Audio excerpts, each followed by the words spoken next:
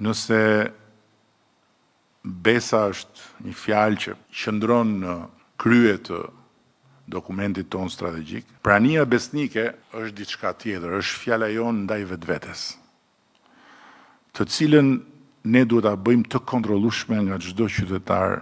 Pas dokumentit Besa që synon të rindërtoj besimin mes qytetarëve dhe qeverisë, Edi Rama prezantoi platformën Prania Besnike, të dedikuar për Partinë Socialiste dhe plotësimin e asaj që e ka cilësuar si kthes strategjike të mandatit të 4 qeverisës. Ky për Partinë Socialiste duhet të jetë mandati një kthese strategjike drejt njerëzve.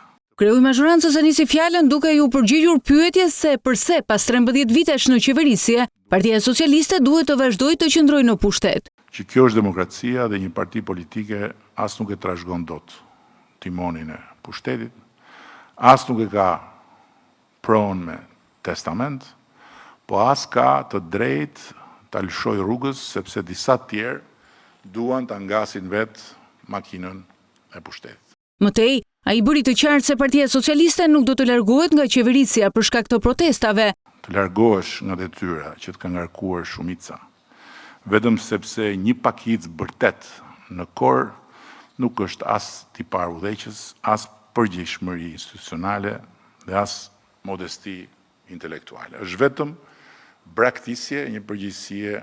Kryeministri deklaroi se misioni i Partisë Socialiste do të vazhdojë deri në realizimin e objektivit për anëtarësimin e Shqipërisë në Bashkimin Evropian. Nëse nuk do të ishte urgjenca e përditshme e detyrave të panumërta të anëtarësimit, të cilat nuk presin me shumë gjas, do isha tërhequr me shumë mirënjohje të madhe në katundin tim të vogël, pas 12 vjetëve.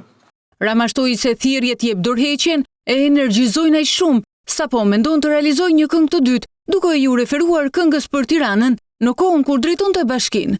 Ajo këngë mua më pëlqen dhe më energjizon aq shumë sa, t'ju them drejtëm, gënjen mendja që mund të bëj një tjetër këngë.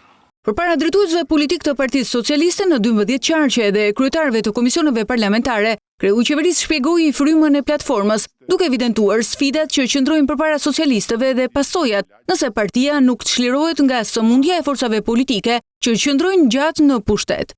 A do të bëhet Partia Socialiste përjashtim apo do të përjashtohet nga historia e mëtejshme e këtij vendi? Ai kërkoi që makineria elektorale e Partisë Socialiste të transformohet, duke theksuar se mirënjohja e qytetarëve nuk mjafton më. Detyra jonë është mos lidhemi pas pushtetit në asnjërin prej atyre mënyrave që ne na largojnë nga njerëzit. Rama vuri theksin tek respekti, dëgjimi, empatia, solidariteti dhe korrektësia ndaj qytetarëve, ndërsa dha një porosi të qartë për drejtuesit socialist. Mos përgjigja duhet shpallet e ndaluar në Partinë Socialiste,